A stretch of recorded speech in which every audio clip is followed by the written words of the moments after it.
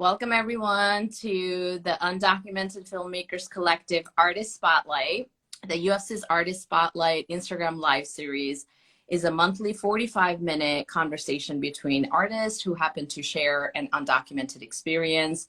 These IG Live series provides UFC members a virtual space to share their intersectional experiences, projects, and artistry.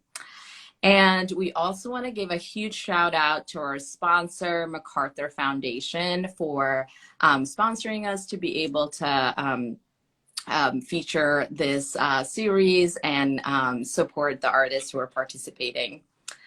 And so with further ado, I'll introduce myself. So yeah, just it's going to be a casual conversation between the two of us. We're going to share a little bit about ourselves, a little bit about what we're working on, and just, you know, some reflections about our process and, you know, our vision and our dreams about our work and just, you know, art in general. So my name is Rahi Hasan. I am a filmmaker, an impact producer, a cultural organizer. I came into filmmaking from a social justice background. When I was a kid growing up in Bangladesh, I wanted to change the world. I just, you know, I grew up around a lot of things that I had a lot of questions about, you know, whether it was poverty, whether it was child labor, whether it was, you know, patriarchal violence. And so at that time, I didn't have a lot of creative inspirations around me. So the only pathway I saw to bring change was through, you know, maybe becoming a lawyer or in some way like changing policies and stuff like that. So I always thought that I would go to law school, and I went to, I did my undergrad and master's in philosophy, and I was like kind of on my way to like apply to law schools and stuff like that. And then I think the inevitable happened. I also did grow up with a lot of like cultural experiences. My mother is a huge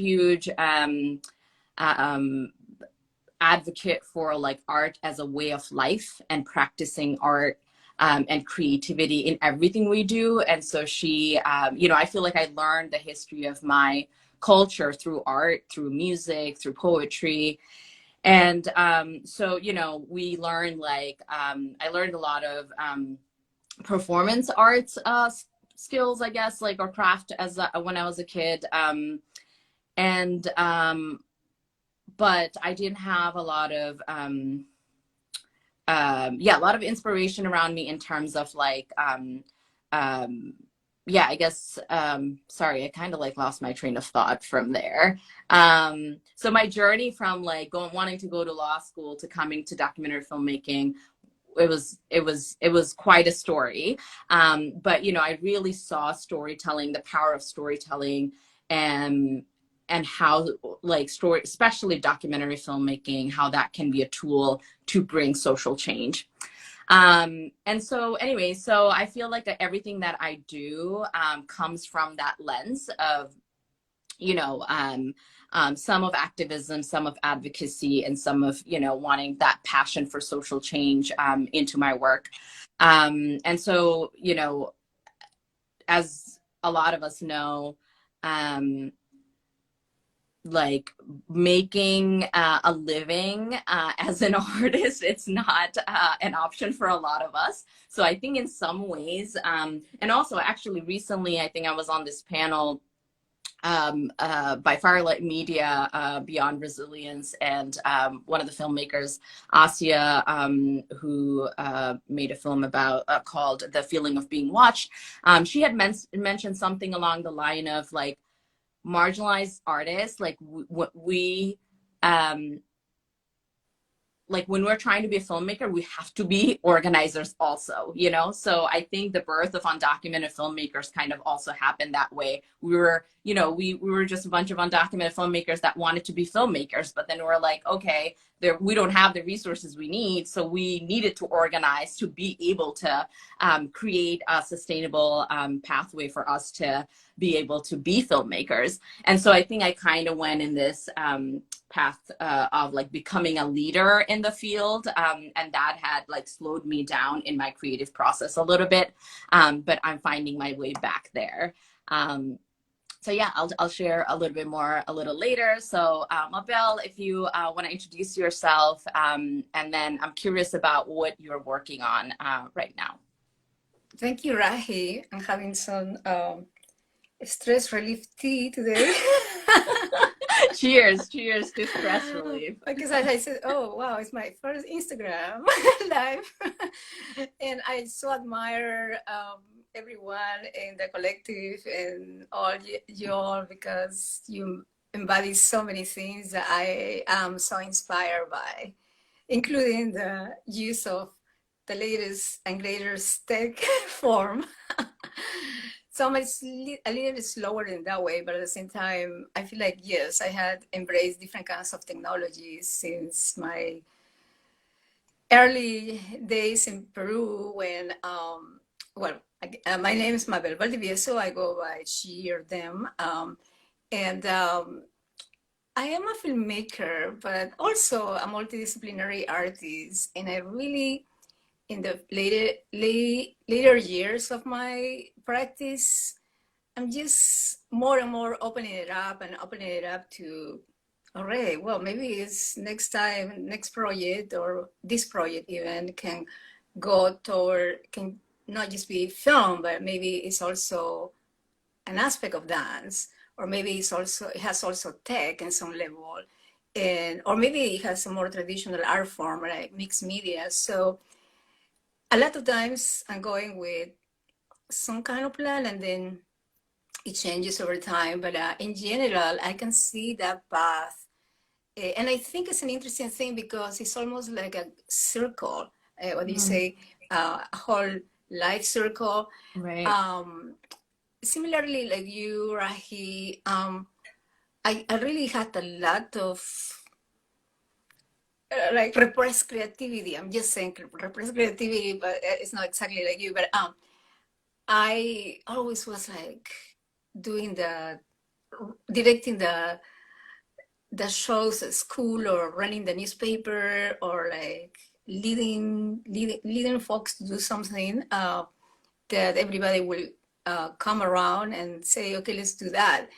And then in my path to what I wanted to be, which was a whole exploration and discovery, I am connected with this underground youth scene in Peru. There is some sort of like that.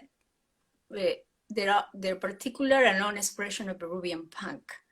So Peruvian punk was very much, well, you know, you have a sense of what's punk in the Western world, but in Peru, it had a unique form, and particularly in Lima, where we were in the middle of a war, civil war, pretty much, where there was like the government, there were like guerrillas trying to, all because we had such an unjust system for centuries.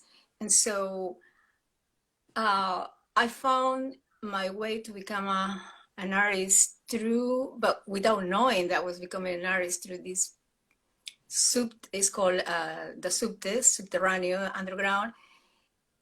This scene in like, I started doing like video art, performance, photo performance, dance performance, all kind of stuff, you know.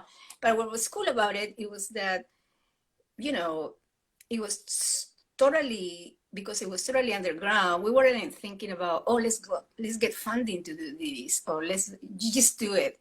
But it was because there were so many young people, mostly, I would say mostly guys, I would say, but they were the ones that weren't neither.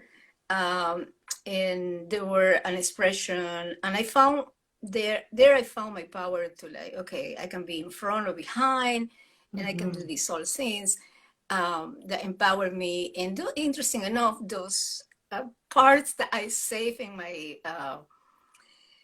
undocumented life, but also in my, I would say, a little not so stable life, those little pieces are making it into the film that I'm working on currently, which is called Prodigal Daughter. And I realized that this film, Prodigal Daughter, is about my own journey of being being an undocumented young person here, and also being isolated from culture and from family, and going back to my to Peru to see my family and reconnect with them, and also heal our bonds 16 years later.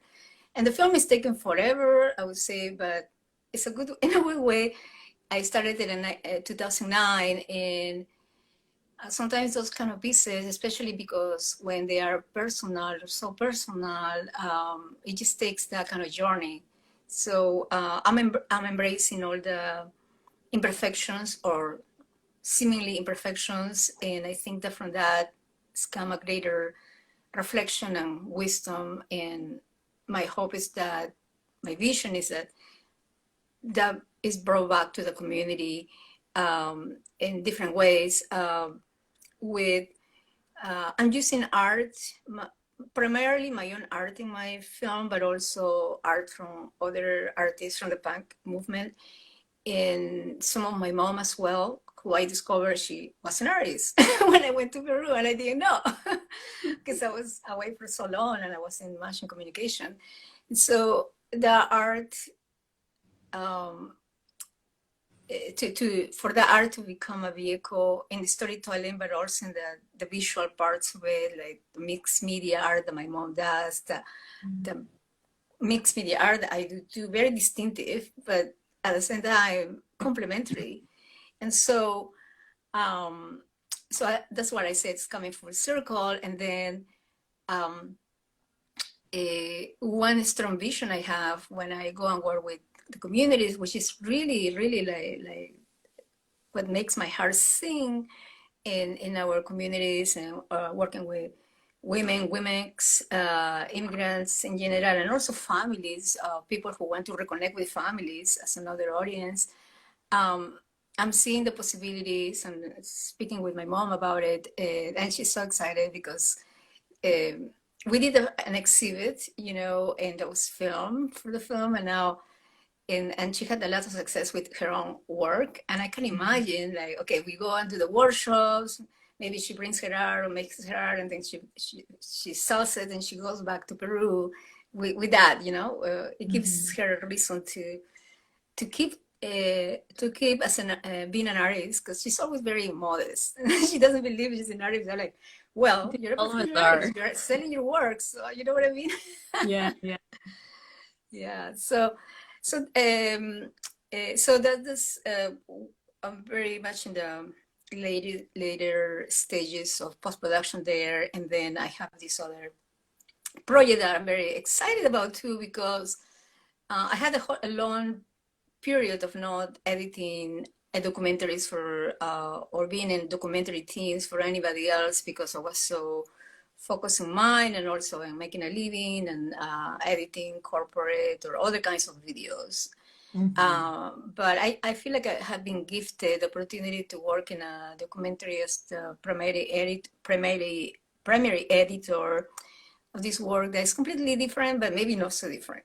And it's basically about following this music composer who was very gifted and very promising, but whose life was cut short. This was in Budapest, Hungary, and he was becoming an international composer of classical music. But then World War II came, and he was detained and disappeared.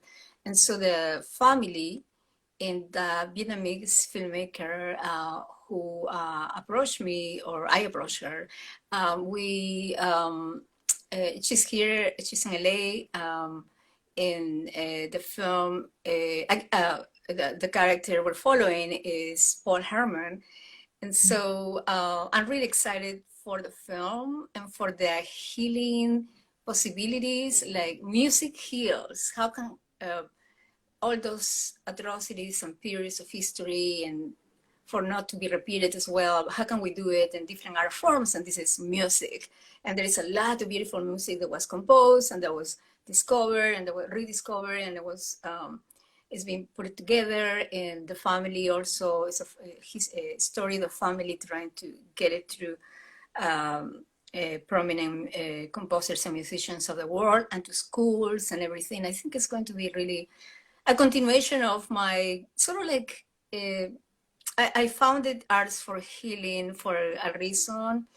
And I wanted to, I said at one point in the recent years, everything that I want to do, it needs to be about, it needs to contribute to healing. It needs to contribute to wellness. It needs to contribute to empowerment. So that's my intention. And so you would say maybe because of that, I attracted the project.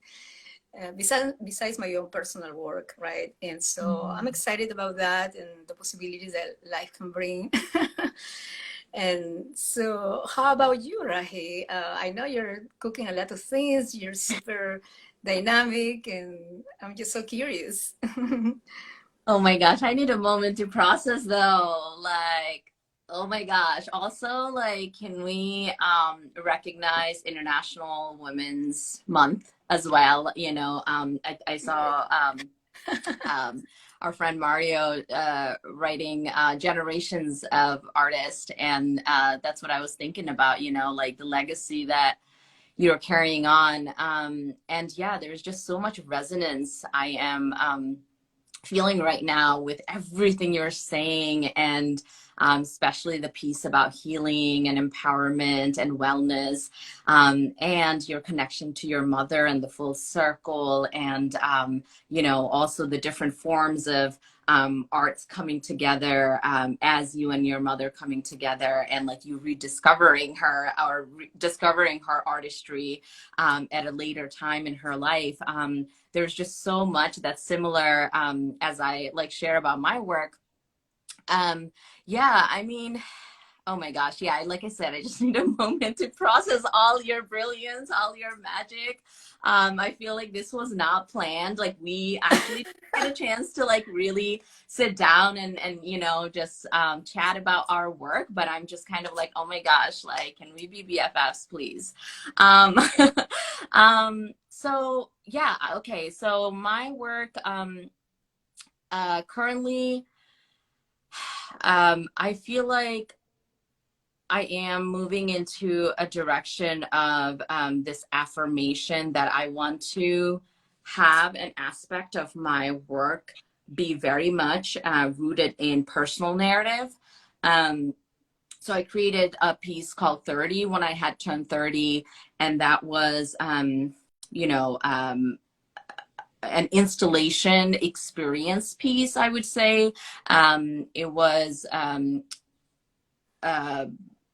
three visual display. There was a projection, and so I had exhibited it at several like exhibitions, and the way I had it was showcased was that there was a projection and two iPads, and there was a soundscape.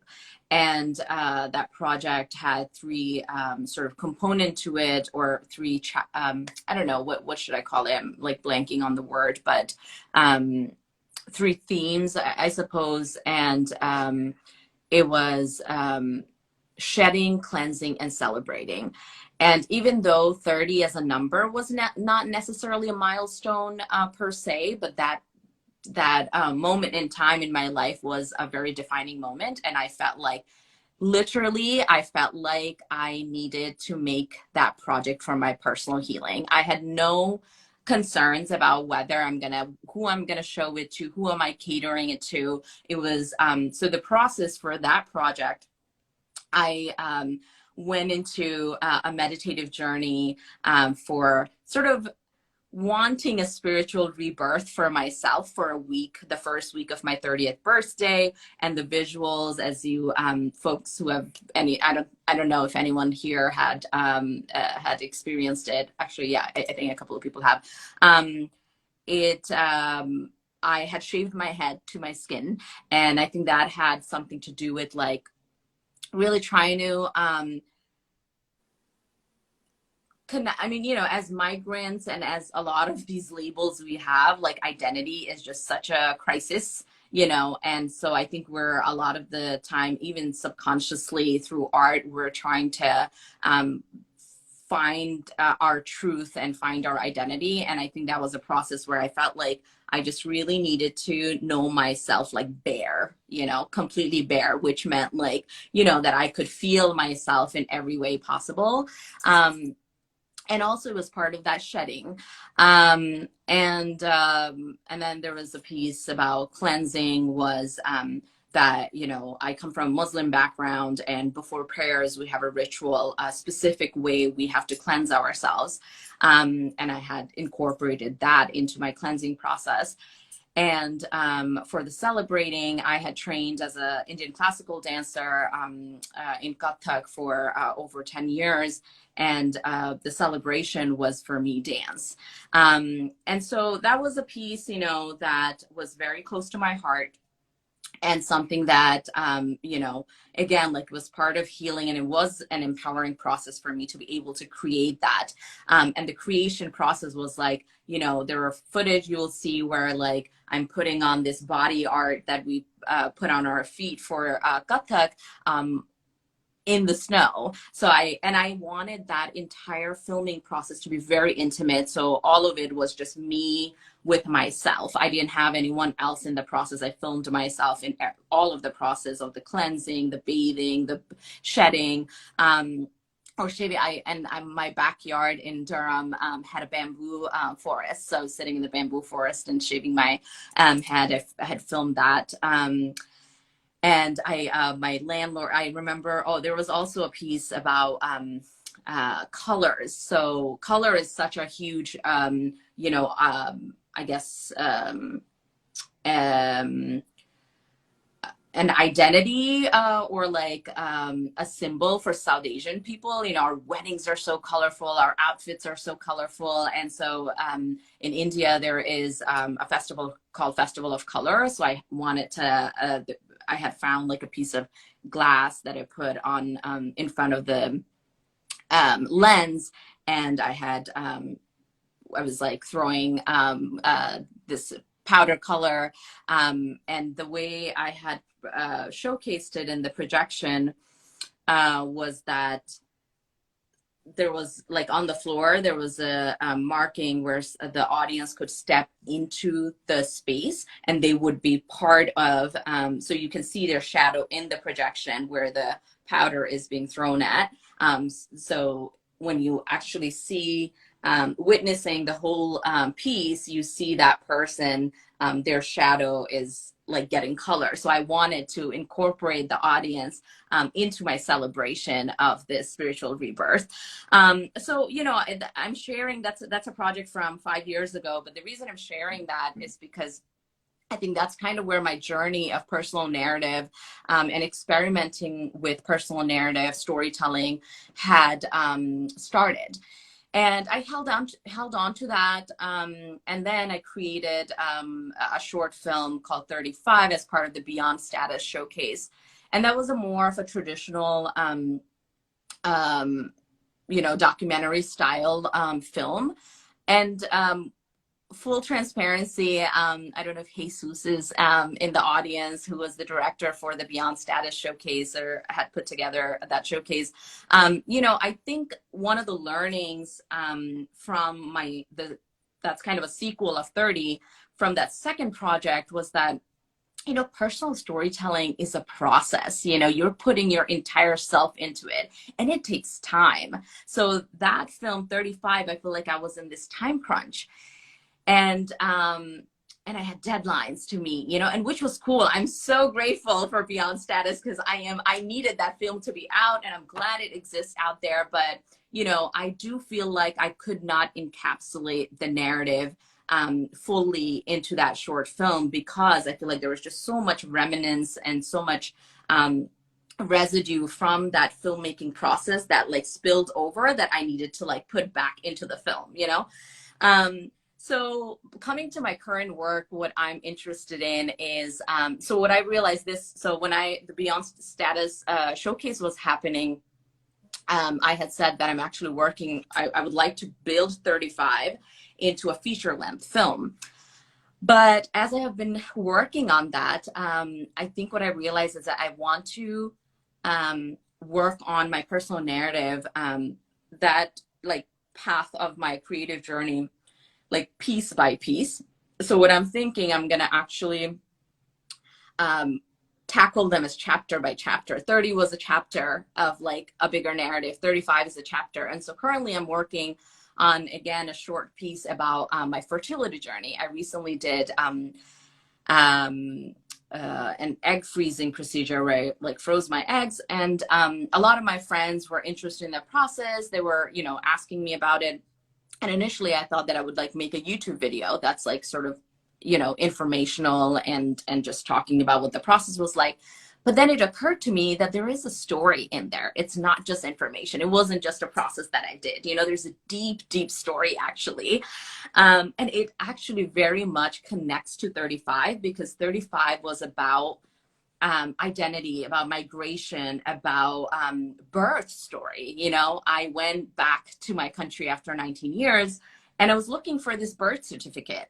And there was, and in a way, I was searching for the truth about my birth story, or like, some kind of truth. And there was all these like sort of spiritual and, connections in that story. Like, there was one of the biggest flood had happened in Bangladesh 2 years after I was born. And my birth certificate had gotten lost in that flood. The clinic I was born in, there was it's literally on a lake. My first full-time job as a filmmaker was with the North Carolina State Parks, where my office was on a lake. I had the privilege of buying a house where in my backyard I have a pond. So and I'm a triple water. So there was all these thread of themes that stitch together this truth I'm looking for. And so as I'm working on this egg freezing journey, I feel like this story is feels like a responsibility for my potential future children. And the gift I want to give them is the truth of their birth story. And their birth story started the moment I was like, I might want to have children one day and I want to freeze my eggs. And that moment of that intention is the birth of their birth story, So anyway, so I'm working on that film currently. I'm also working on another short film that's been in the works, very similarly to your project with your mom. This is about a film about my mom, which I also had exhibited as like a video art like several years ago, and wanted to build it into a film.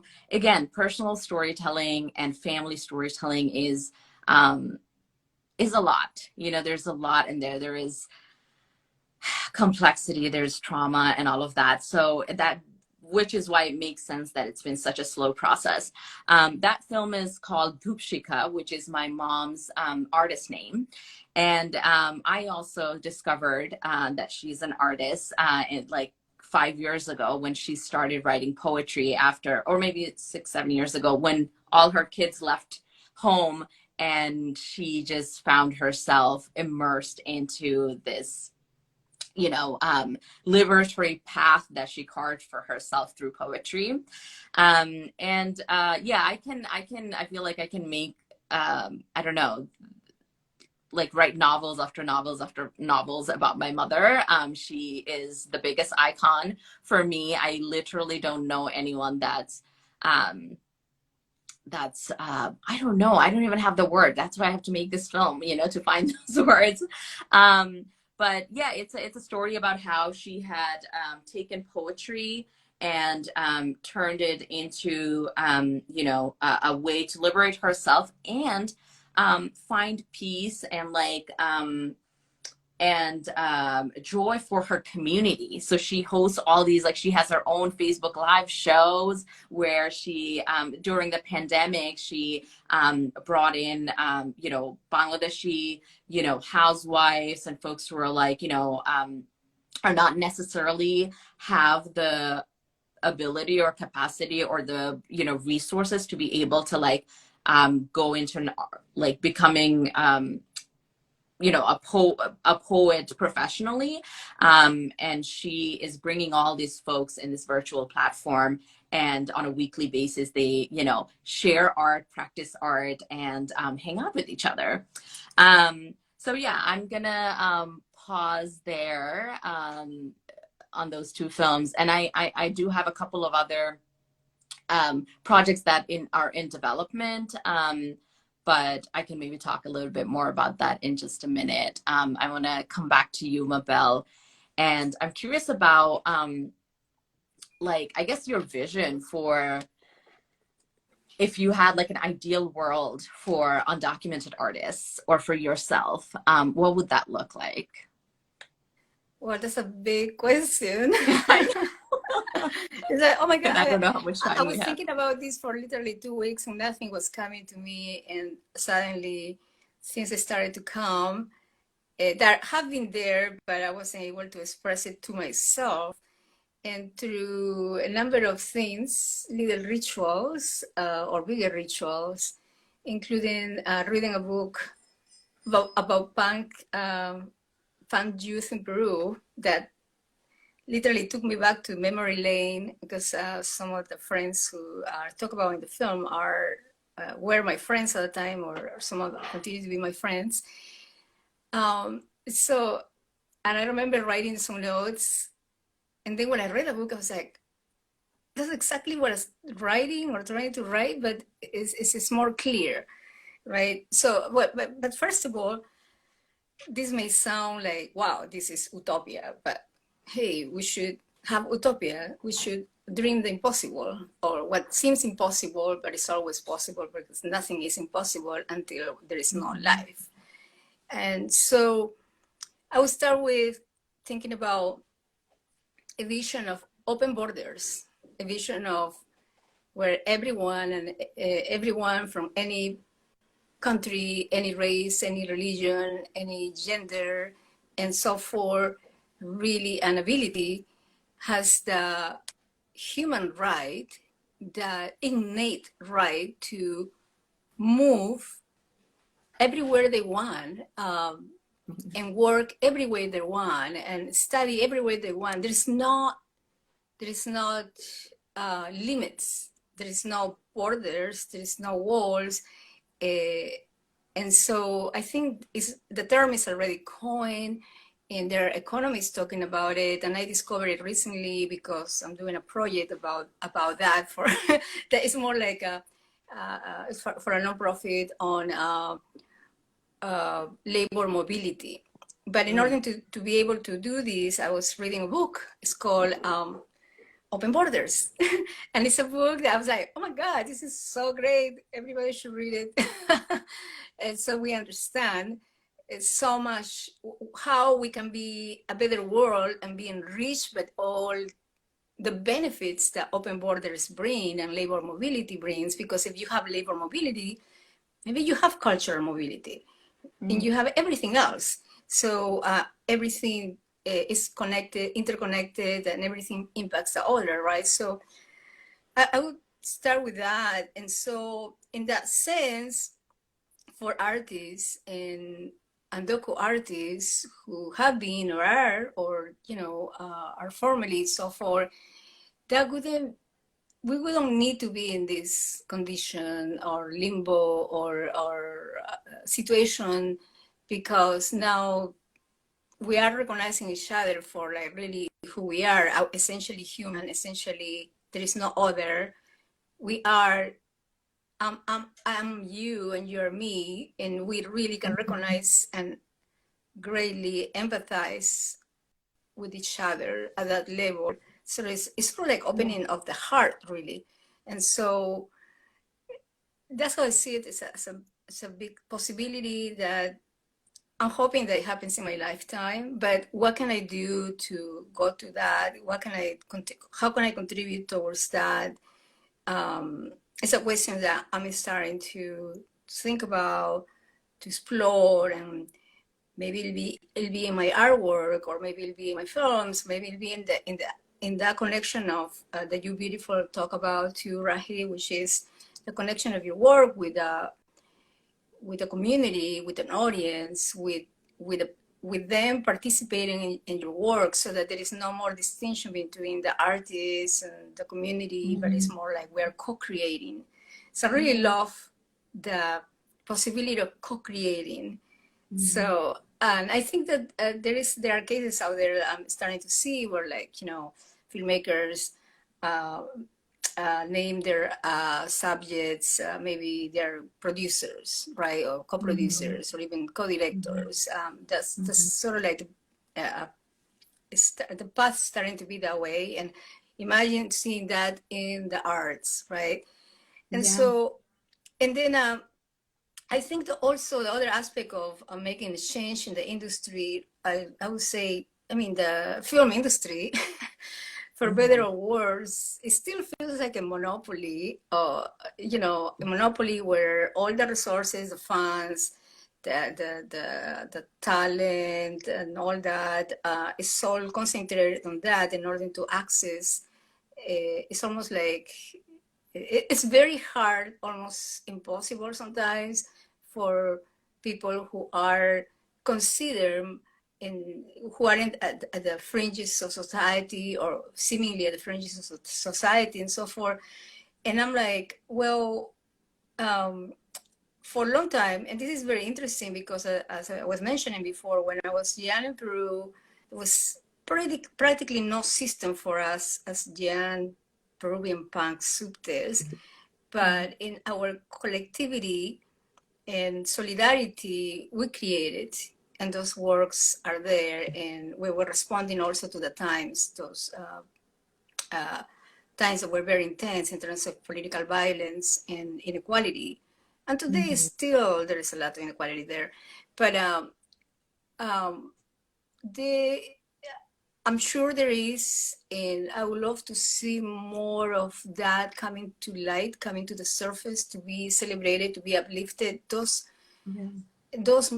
models, or those experiences of artists and filmmakers going around the big mammoth of the film industry, but rather like doing work in a way that we don't depend on this big institution. And so, and maybe there's also to question, right? Like, oh, so we depend on that because we want to create polished films and films that are at a certain level of merit. But who says that that has to be the certain level of merit? It hasn't that been created, or, those kind of rules were created by that system. So, so all those questions and ideas, right, that are not unique to me, but I think that there's a conversation going on. And for sure, I would love to be more involved in the conversation and contribute to that conversation to push that. So then I think we can find ways to like go around or go under and disrupt it that way. How about you? I love I'm that.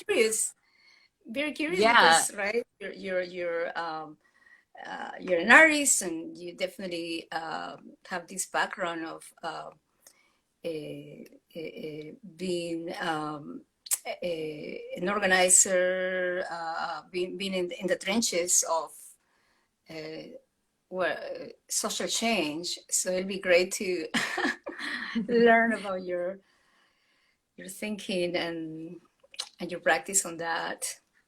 Yeah, no, I agree with everything you said. Like, I echo everything you said, and I think all of that are kind of running out of time, but I think it is such a big question, right? Like, and I think it's important for us to for your I'll, magic. I'll respond to the first one since it was directed to me.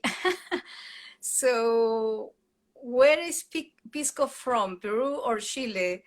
That's a tricky question. Depends who answers. So, we have a city in Peru next to the capital. It's called Pisco.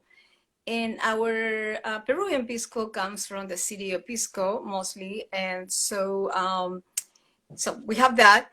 But also Chileans make pisco. And so I think there is a debate between Peruvians and Chileans sometimes in terms of is the pisco really from either one. I think it's good to have diversity. Why not pisco in Peru and pisco in Chile? The more the merrier. Just acknowledging that pisco may have primarily from Peru originally, which I don't want to say for sure, but I think that's what it is. So, I hope that answers your question. And there's another one, which is an interesting one. It says, do you have a signature attribute that you intentionally implement in your art films, like a theme, a feeling, a mood, or something that is a piece of you in your art? Would you like to answer that, Rahi? Yeah, sure. I think I have so far for my personal narrative films, I have found myself wanting to incorporate movement of some sort.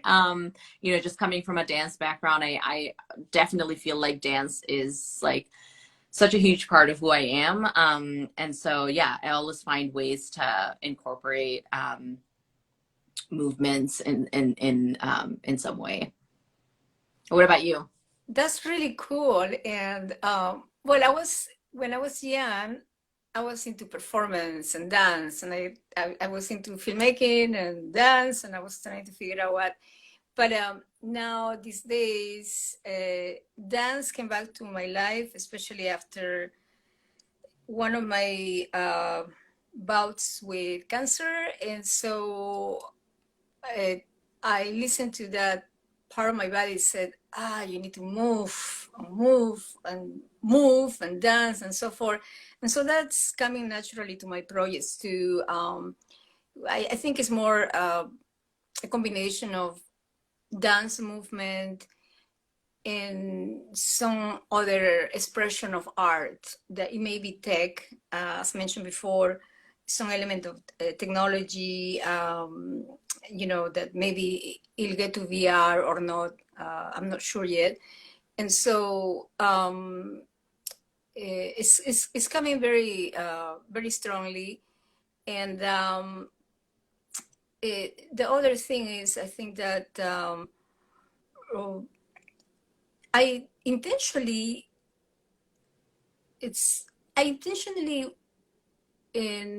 work with. I start with my own lived experience. It happens that I always start with my own lived experience, but then it can change and expand and so forth. But in that, so whatever is happening in my life seems to come into the storytelling of my work. But then I don't want to keep it there, but rather amplify it and then work in co-creation.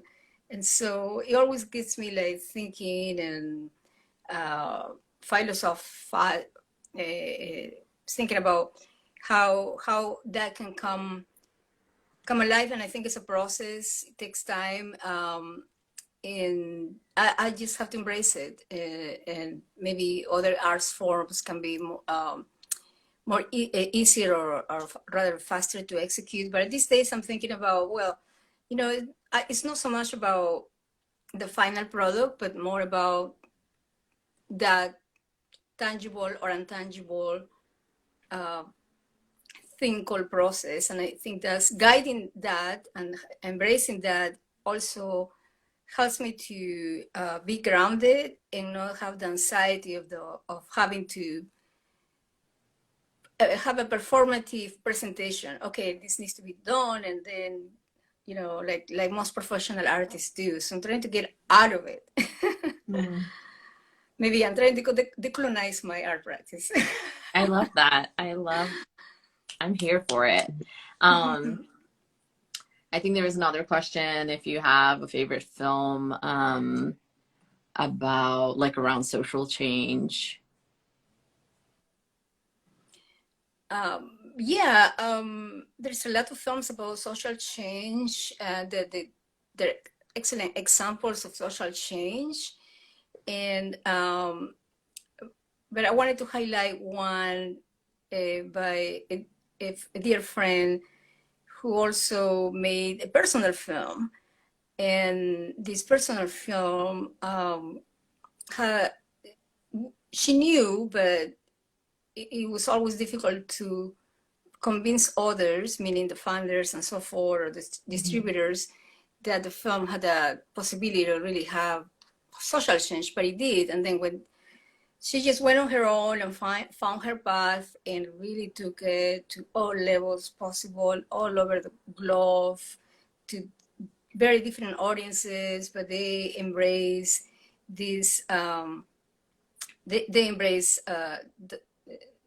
the issue at heart, the story at heart of the film, and you can learn more about it. It's called Sons of Silence, Arenas del Silencio, and it's about women who go through sexual violence and find a path to their healing, but also the conversation that really opened or amplified in many, many communities. I'm really excited that I'm really, I don't know, as friend and colleague, it's just one of my mentors in terms of like, okay, when I do this film, I know there's a path for this personal film. Yeah, yeah, that's incredible. I didn't know that you're friends with the filmmaker. Yeah, I've like I love when I first heard about the film, it's such a powerful film. Yeah, I personally also love when there is like, you know, personal films that bring social change as like, you know, as like a culture change, you know. And one of the films that I was kind of thinking about was Mind the Gap, that has a very creative way of revealing like domestic violence, domestic, very personal, like domestic violence story that was like a personal story of the filmmaker. And yeah, I just thought that it was like a really incredible way of, you know, sort of like showing something that from a lens that, you know, we're not used to seeing, and the impact sometimes that can bring in like our, I guess, our imagination of like what is possible in terms of like bringing change, yeah, or something like that. But I know we're like very close to ending right now. This, I just want to thank you. I want to thank UFC for creating this space for us to have this wonderful kind of space to be able to like just be ourselves and talk about you know, our art with each other. This was so much fun.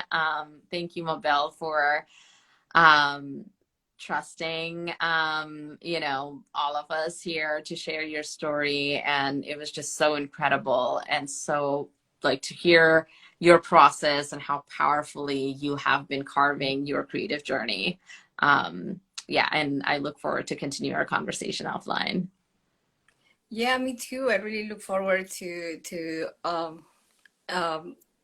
continuing creating community, and I so admire your work, and everything that you're doing, Rahi, is tremendous. I'm sure of words to express that. It's just incredible. You're like, wow.